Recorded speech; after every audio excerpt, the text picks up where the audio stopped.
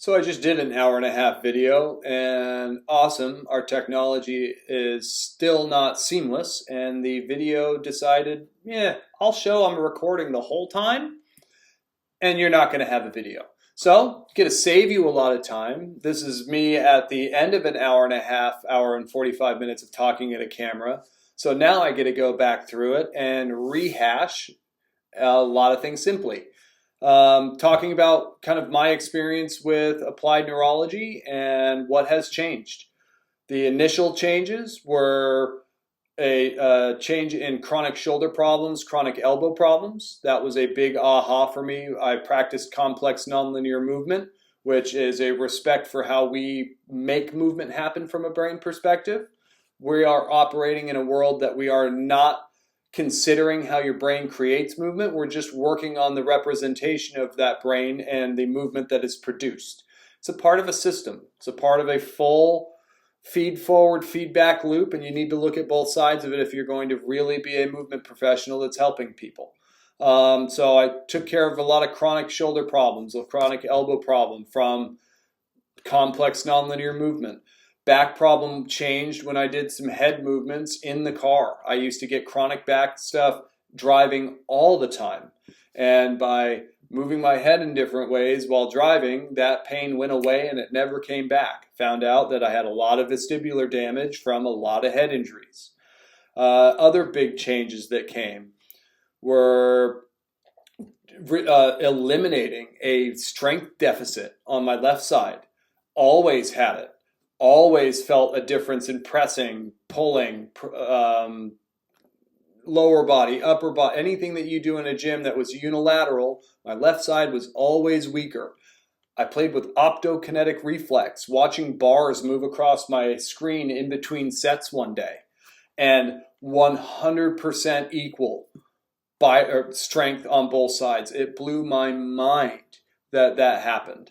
Some of the initial things that I saw with clients, and I'm a little frustrated because I was so calm that whole video and I felt really good about it. And now I'm an hour and 40 minutes later and I didn't decide to like fuel or do a drill.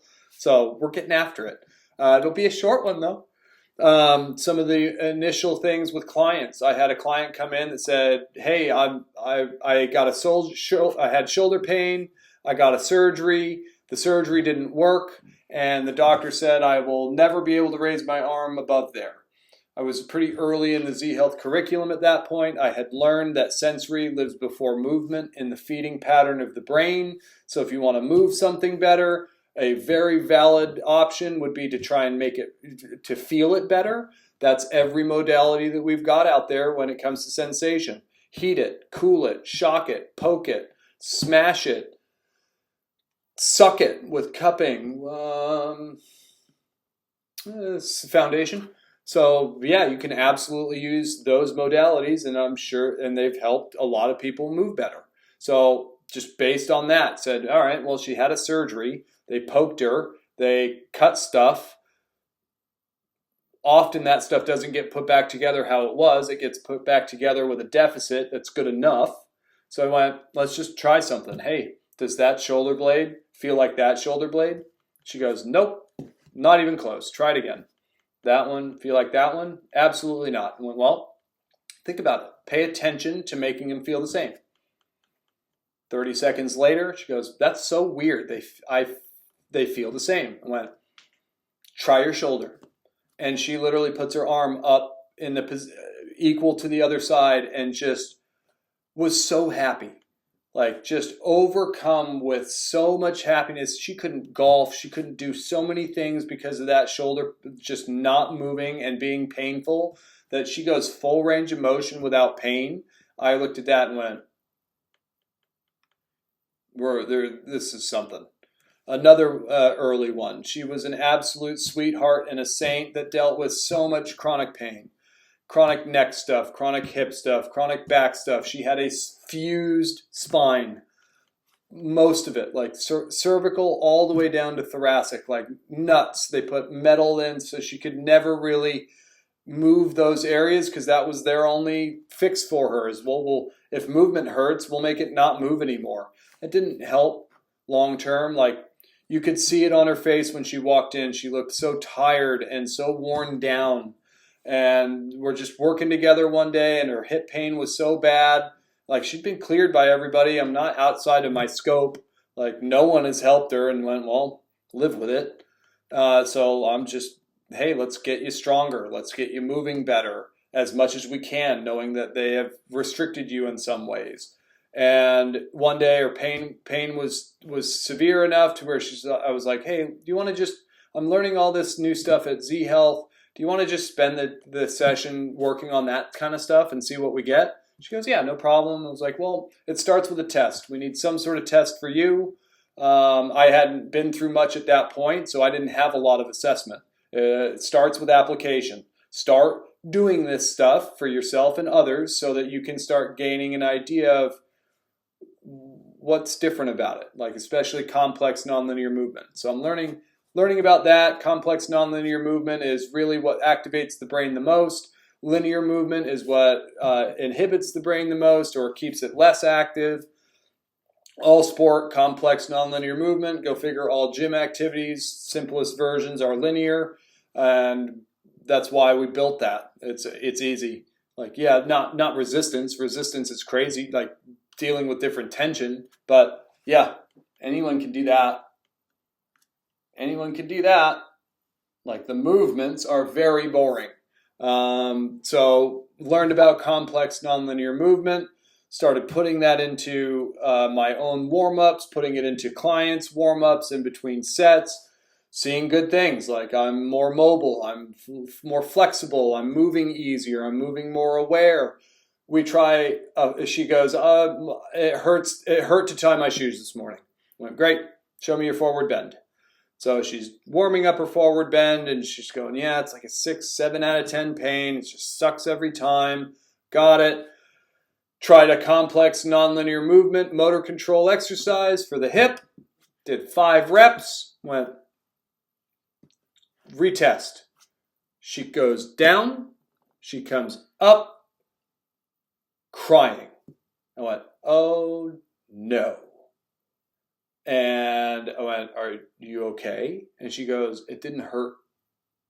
Now, like, I already said this. Like, I said this in the other video that did not record. And I got this chill. And I just got it again. Like, that's how impactful that was on my early career of going, maybe I don't know a lot. I can't fake that. She's not faking that. She is crying in the middle of this posh, super bougie gym. And she goes, I don't feel pain. And I went, that is nuts. And so we kept working with that. We kept doing complex nonlinear movement. We kept doing her lifting.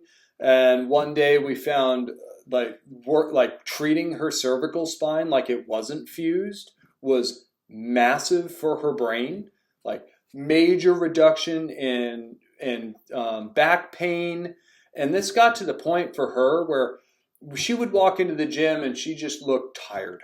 She looked tired, worn out, exhausted, and just beat up. She does this stuff. I'm just giving her things to try and testing and retesting everything.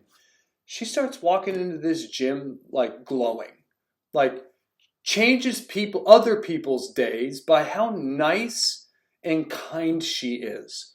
And that for me was like, wow, this is something. This isn't just another way for me to continue my education. Like, this is a game change. This is a paradigm shift. I don't know what this is, but I'm in. I don't know what's going to happen, but I'm pursuing this, and I'm going to try and be one of the best at it possible. So those were 2 initial experiences just professionally that I went, this is something. I also had the opposite. I couldn't help someone, and they had to go get a surgery, and that was miserable. That drove me to, I need to be better. If it's possible to avoid surgeries and I found no solutions for this gentleman, I need to be better. I need to figure out what does it take to potentially avoid that? Because if you don't have pain and you don't have a movement problem, you're probably not getting pictures on anything. And the idea that the pictures are the problem, or the smudge on the picture is the problem, I think we're going to be past that soon.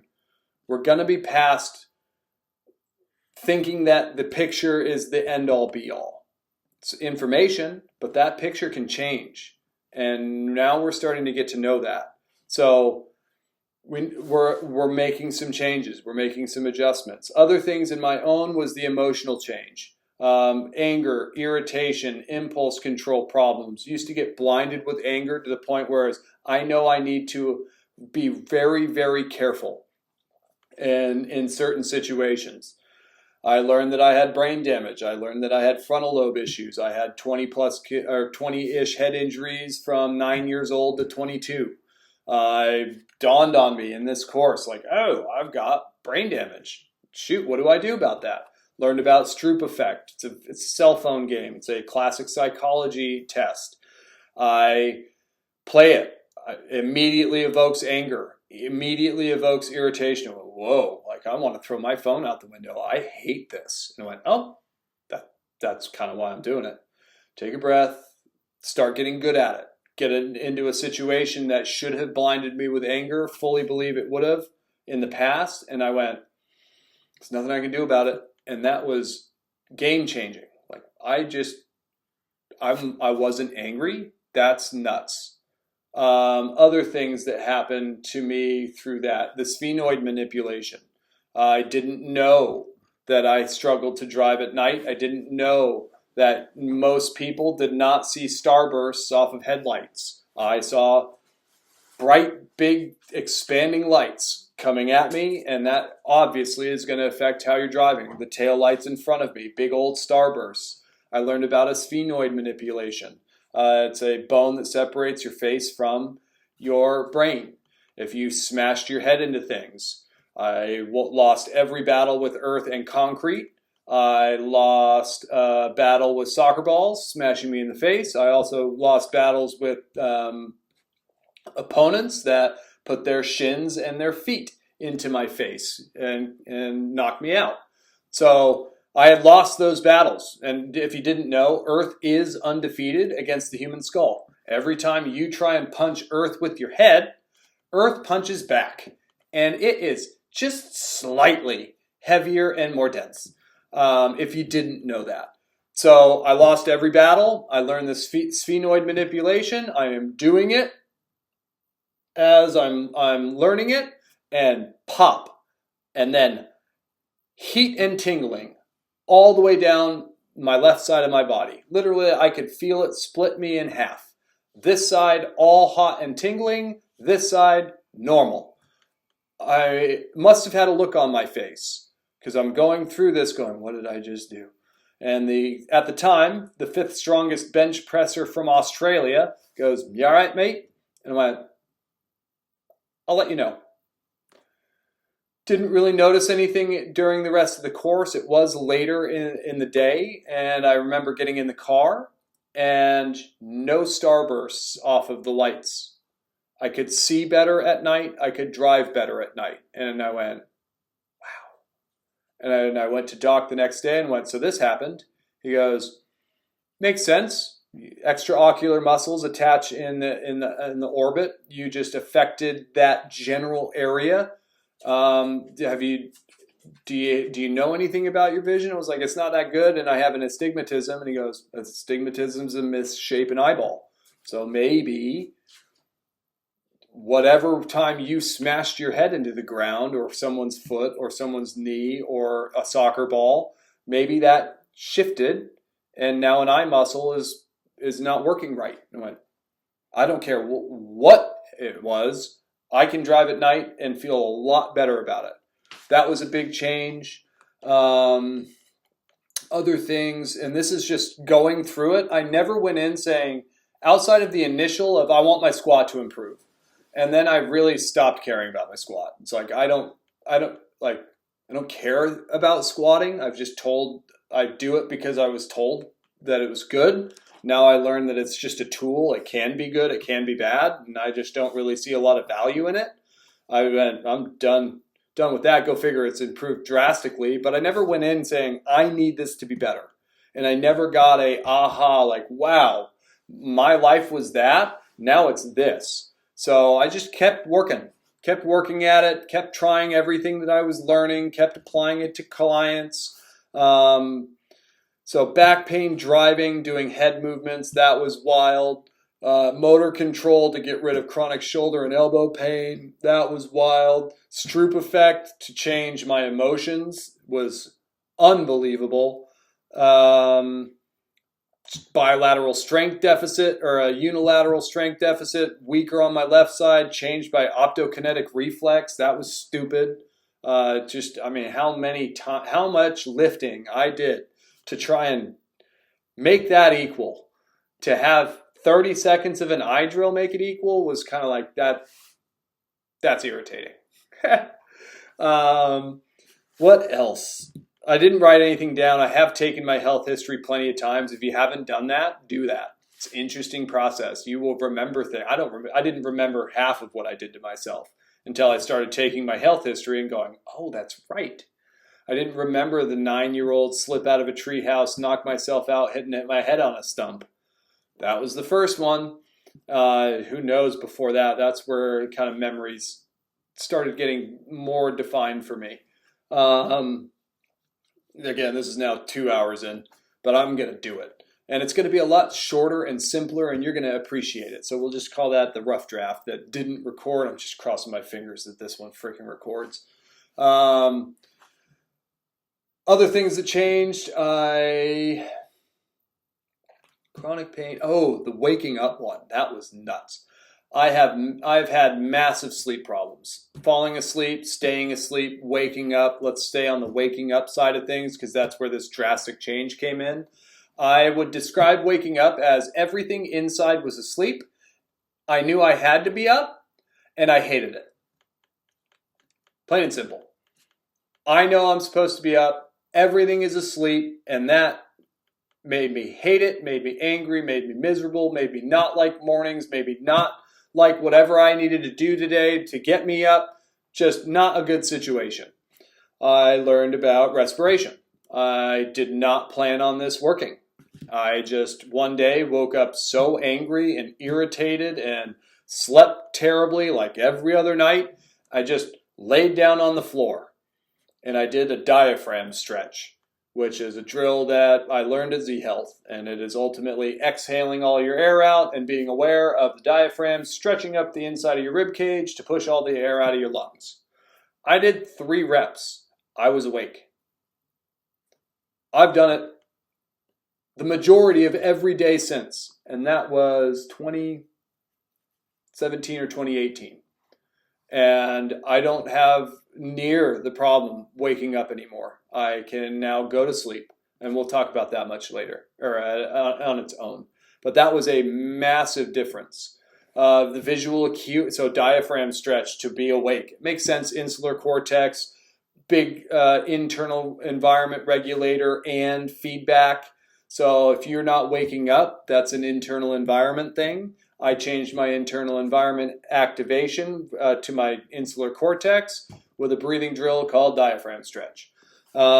Visual acuity, that is probably one of the biggest game changers when it comes to what we know from, like, we know that vision gets worse with age for most people. We know that you're going to get contacts, you're going to get glasses, see at different distances, it'll turn into bifocals, it might even get even fancier, turn into trifocals. Don't do that, but that'll be another conversation. I was in contacts and glasses. I dealt with extreme light sensitivity when I added the contacts into my life. I could not go outside without sunglasses on. I would put my sunglasses on inside before I would go outside.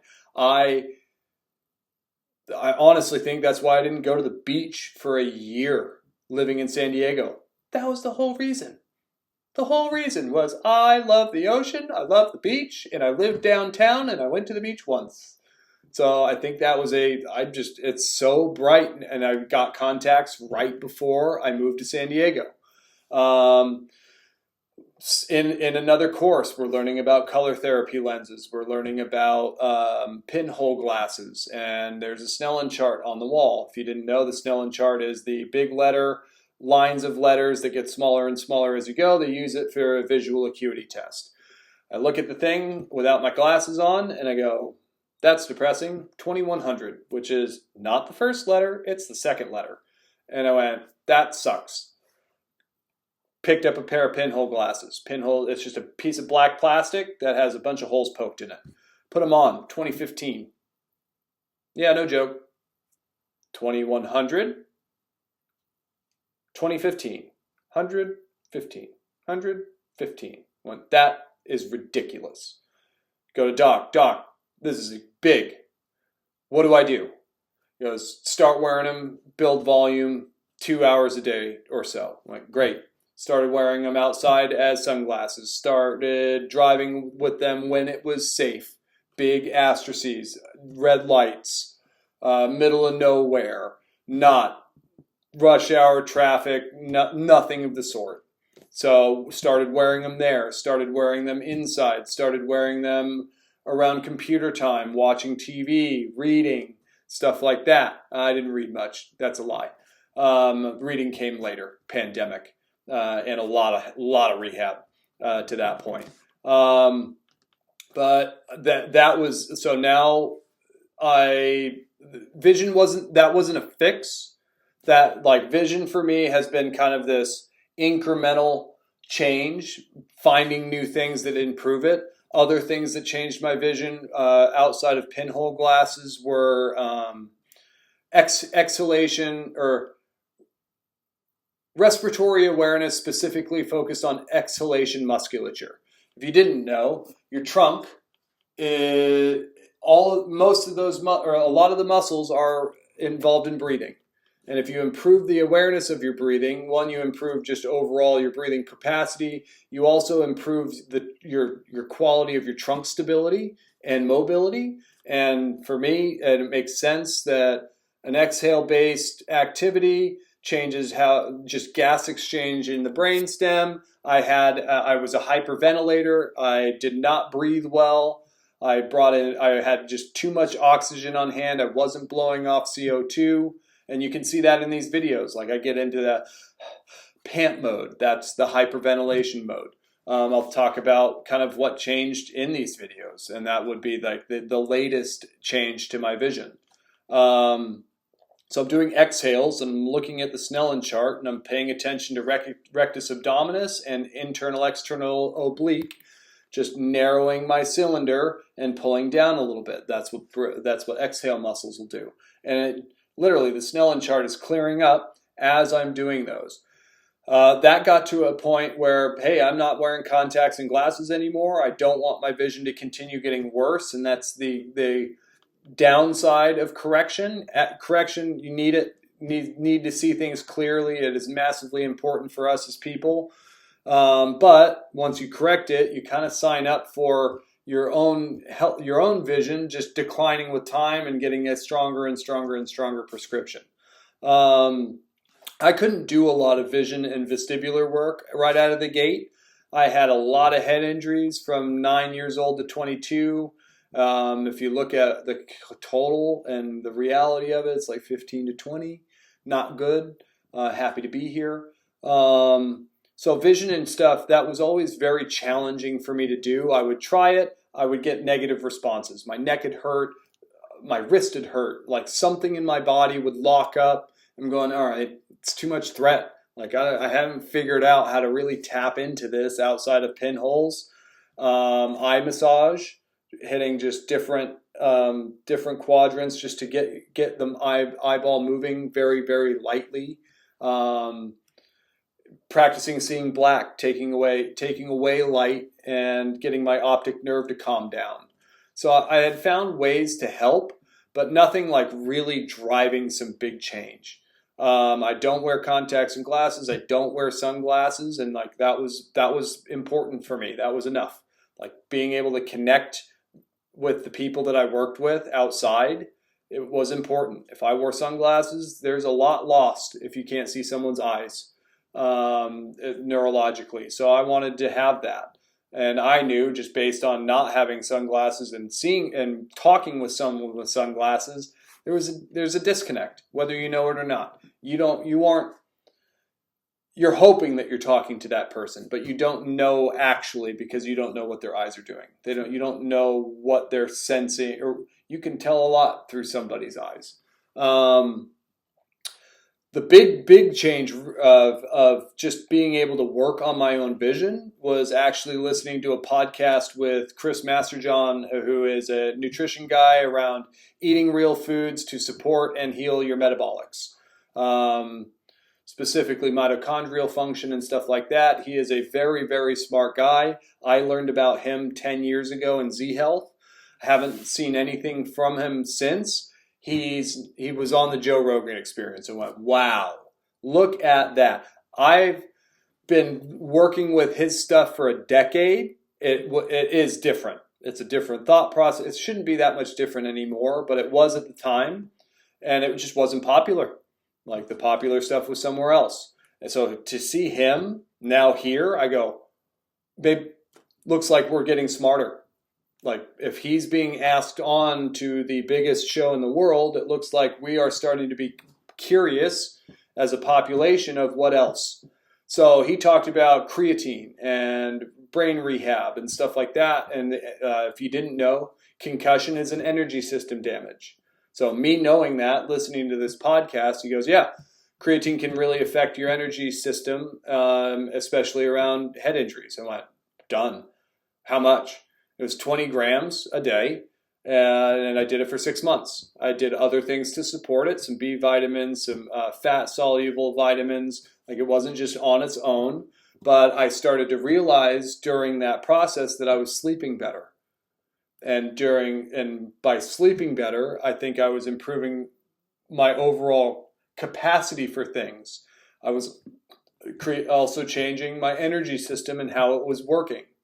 I kept doing breathing drills. Those have never gone away since diaphragm stretch. So taking a high dose creatine kind of allowed, like I just feel like I have a higher capacity.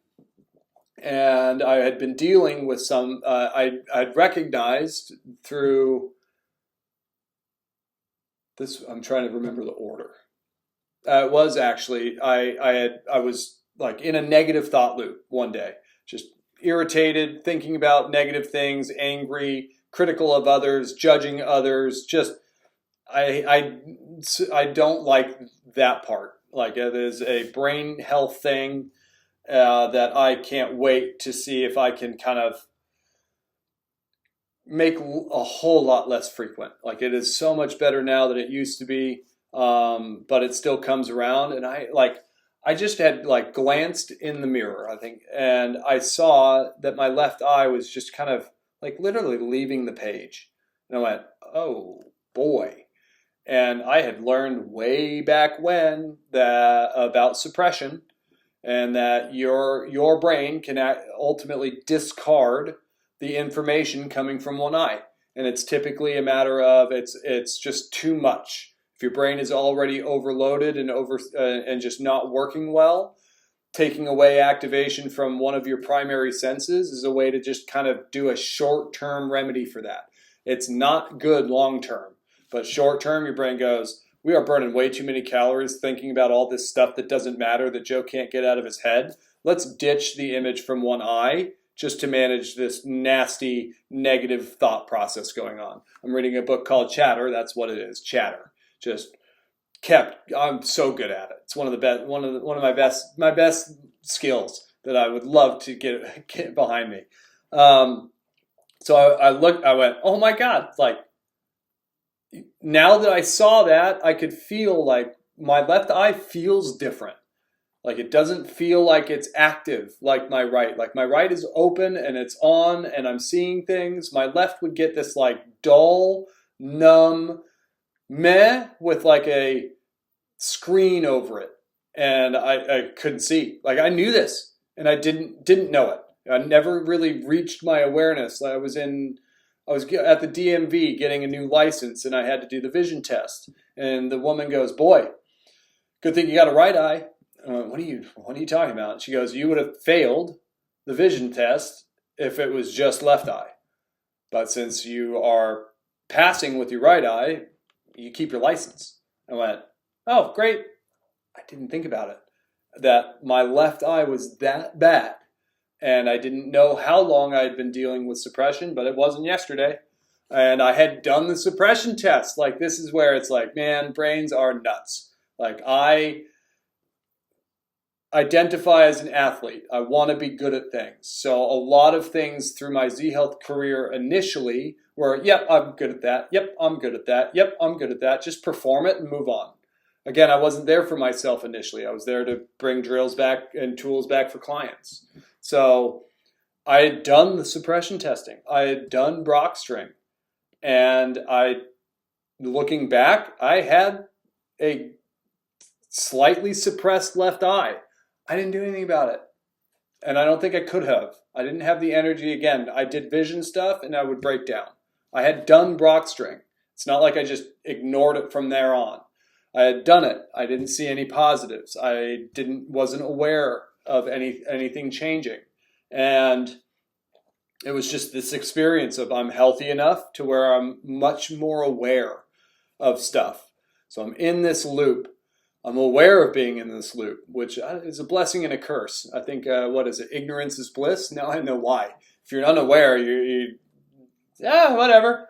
But me being aware I'm in this loop and I've got to do something about it and seeing my eye go off the page, went and did the suppression testing. Sure enough, like you're supposed to see this hard lined X if you're looking at a center of a bead, and I've got the right side, the left side going out, just ghosting in and out, and that is a left eye suppression. And I went, oh, great. Start doing suppression work. And that I'm noticing, like I am literally, like I've said before, I feel like my head injuries and my health history have split me into two people. The person that I want to be in front of everybody and the person I am alone in my own head. And this guy was not doing well at all, and it was starting to impact who this guy was in person. And literally, I could feel like I was this person, angry, irritated, critical, judging others, whatever. I would do the Brock string, and I would become this person, like that. Like one breath hold while doing that drill, and I would flip people. That was crazy to me. So I firmly believe adding creatine changed my energy system, helped me heal some of the energy system damage from my concussion history. And now I'm the person I want to be more often. And my eye is clearer. It's not right eye clear, but it is better than 2100 clear. That's for sure. And again, I'm going back through right now, thinking back to what are things that I've tried, what are things that I've played with that I might need to explore again. One of those things was remembering the drill that took care of my light sensitivity and gave me a direction for, it looks like I have rehab to do from my wisdom tooth surgery. We're learning about the brainstem and all of its functions, 12 cranial nerves. You got left and right, so there's 24 of them. And we're assessing left versus right. I'm seeing a pattern out of my brainstem dysfunction. I put together a drill. I went outside. No light sensitivity. 0. Just fine. That drill was so powerful that as the light sensitivity came back, I could do that drill outside, and it was like, I'm fine. And during that drill, I almost threw up on the ground. And I went to Doc and went, hey, Doc, I'm doing this like trigeminal thing with other stacks around it, cranial nerve 4 or 3, cranial nerve 6 and 7. Like, what is that? He goes, any oral history? I was like, yeah, braces and a really, really nasty dry socket from my wisdom teeth extraction. He goes, yeah, often people have oral surgeries and they end up with a local infection long term.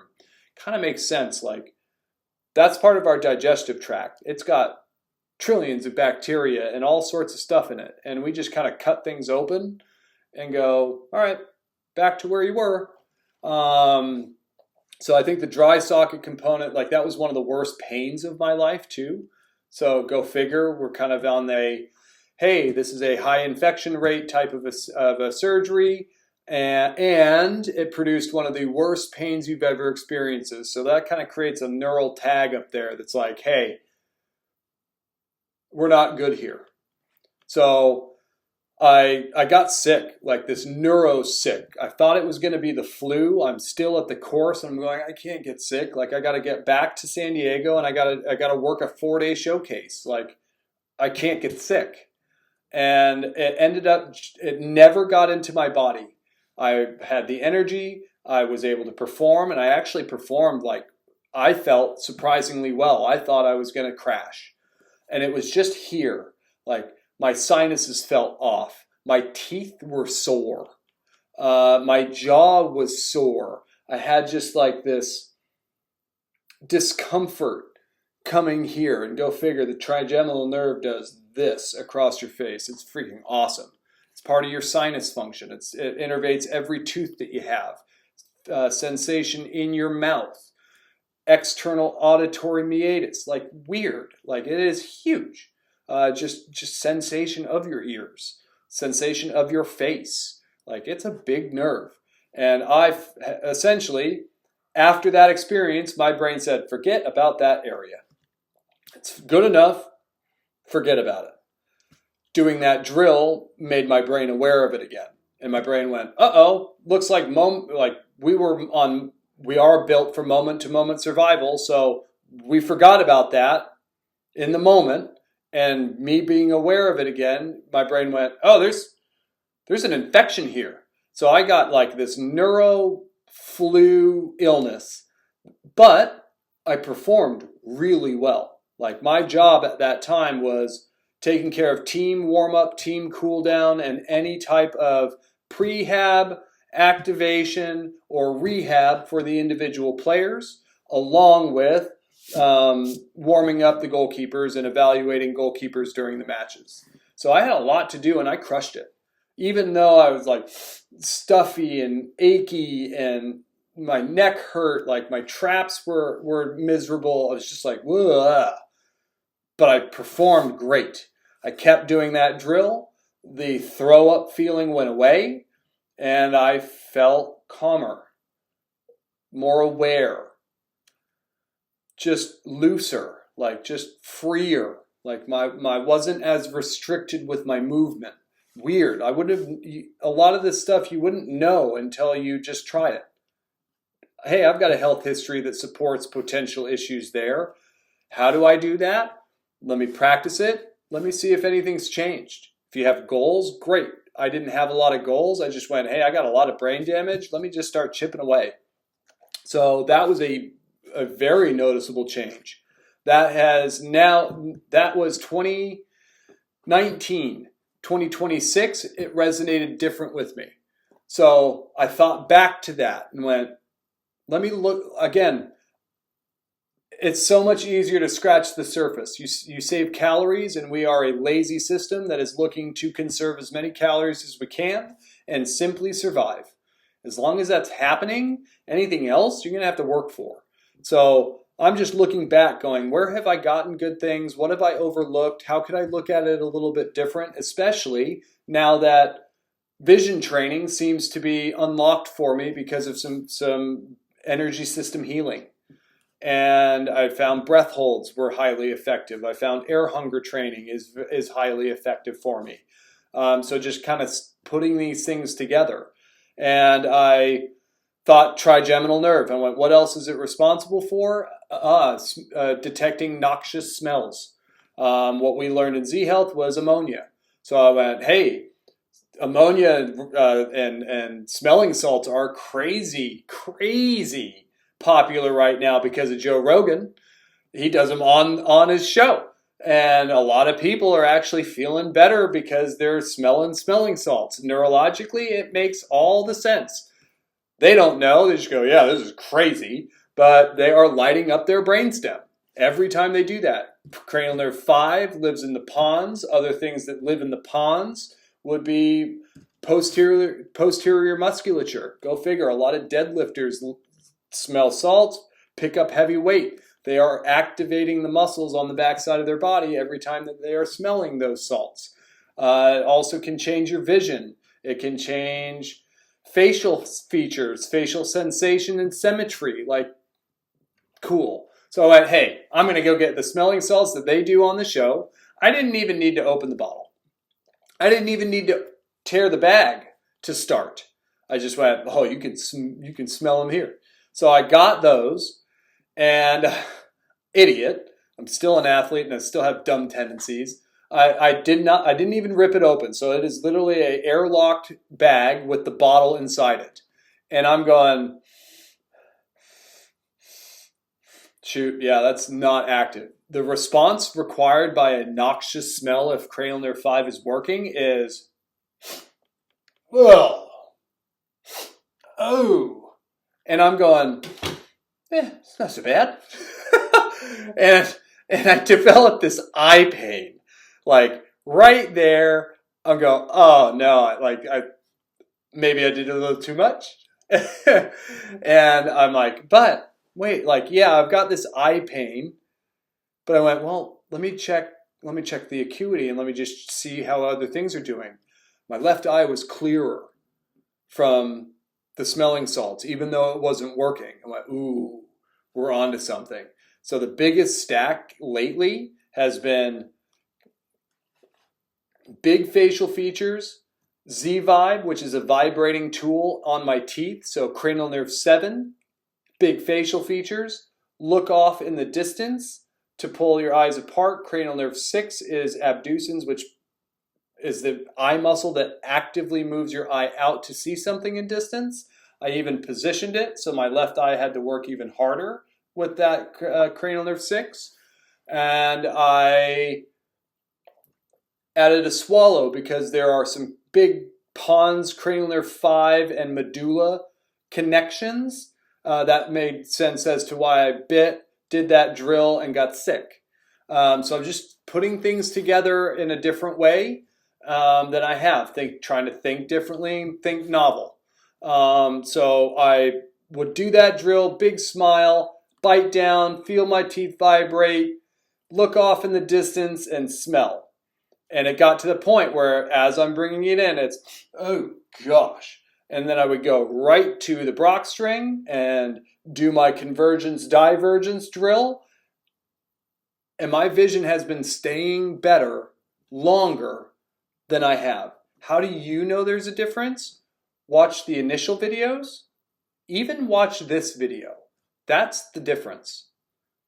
I started realizing that adding this to my life is a positive, but it takes a toll. I'm on a screen a lot longer. I'm looking at a camera lens a lot longer. I'm asking my brain to fixate on something a lot longer. I'm having to stream together a thought process, pull things from my memory. Like, it's a big task adding this to my life. There's also World Cup going on. I'm looking at a screen more often, any which way you put it. And this, like, I need to start doing something to manage my screen time. And I watched some of the videos and I didn't like what I see. I see a very hyperactive version of myself. I see a hyperventilating version that gets a lot of tension in his neck. I see a guy with a vestibular deficit in the posterior canals with how much I'm constantly talking this way. I get more ramped up. I stumble over my words. I repeat things a lot. And I went, I want to get better at this. So I used that drill prior to last video or the video before, I think. And you tell me if you notice a difference. That's the power of recognizing your behavior, how you're doing something currently, understanding the things that you've done to yourself and kind of the neurologic signatures that come with it, testing it, and then being aware of any changes. So this is the best way I can show is, hey, watch me talk to this camera 4 times ago. Watch me talk to it yesterday. You can also use today because, again, I'm 45 minutes into a video and I've already filmed for an hour and a half. It didn't record. So really cool. Like, we are on a paradigm shift. If we can start using this stuff in the real world at a more, like, it ultimately puts us back together. Our education pulls us apart. We learn the specific parts. We memorize this. We learn the functions. Like, that was college for me. It was just add different layers. Hey, this one is the physiological layer. Hey, this one's the biopsych layer. Hey, this one's the bone and structural layer. The neurology layer was just kind of a part of it, but it was never labeled as important. It was just kind of yeah, that's a part of the education. Just get through it. But the body stuff is really what you focus on. And if you want to get into research, go to the labs and stuff like that, get into physiology, whatever. So educationally, we break up the person to learn it. What we're not doing is putting it back together. So what's happened is we have broken it up to learn, and then everyone takes that broken up version and becomes a specialist. That's how you make a living. That's not the reality of how we function. So that's a human construct of the world that we have right now that is designed to take care of people. We don't know how to take care of people. We let them break, and then we try and put them back together with a pill or a surgery or a 6 to 8 week intervention, having someone move your body and you pushing some weights around and getting shocked and heated and stuff like that. This is the difference. This is the paradigm shift of we forgot to put it all back together.